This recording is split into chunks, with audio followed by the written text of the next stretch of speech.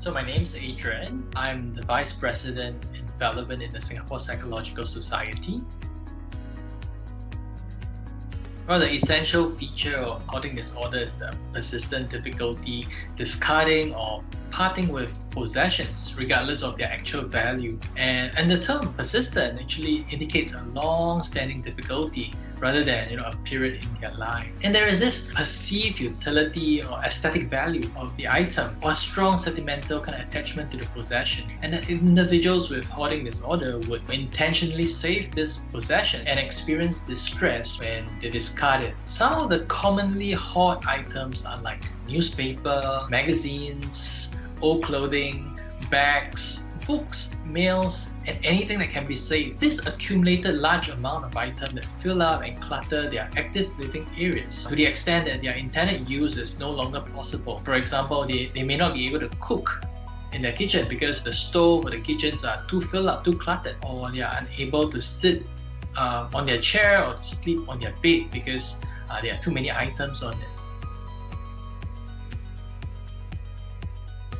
I think there is not one dimension that actually causes hoarding disorders. Instead, it's a multi-dimensional that actually increase one's risk to the hoarding disorder. And when we look at temperament, it's the indecisiveness that's a prominent feature of individuals with hoarding disorder. And as we look at environment, stressful or traumatic life events can precede the onset of the disorder or cause it to be worse. And as we look at genetics and physiology, about 50% of individuals who hoard actually report that they have a relative who hoard.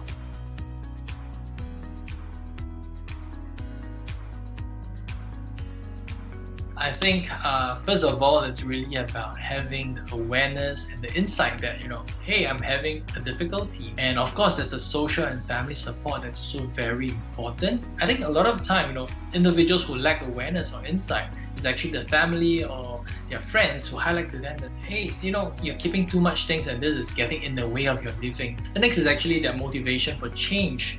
They see it as a problem, and if they do see it as a problem, then are they motivated to do something about it? Another factor that's also very important and contribute to this recovery is actually to seek help early. Seeking help early actually cushions the impact of a worse state. Although hoarding behavior is more prevalent in older adults, it may first emerge around age of 11 to 15 and it start interfering with the individual's everyday function, and by mid-20s, it may cause significant impairment. It gets worse and the severity of hoarding increases with each decade of life. So I think the delay in seeking help can actually worsen the condition.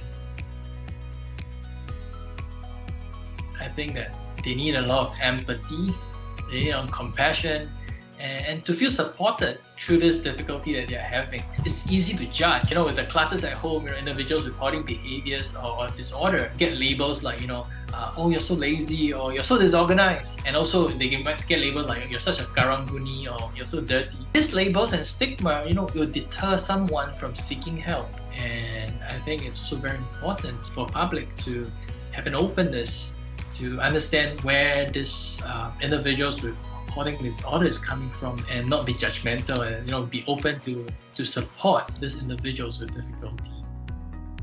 We actually ran in our survey, we wanted to assess what kind of thoughts the general public have about people with hoarding disorder. And what we found was that some people actually indicated they thought hoarders were weird and they were not comfortable associating with them. So what would you like to say to these people?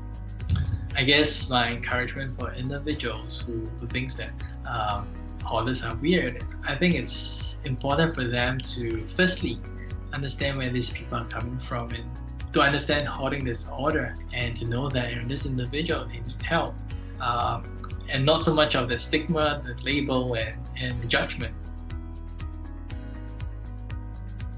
I think my general advice is, to keep a lookout for one another because, very often these hoarders may be living alone or they're living apart from families because of their hoarding behaviors. I think awareness is really the first step to everything.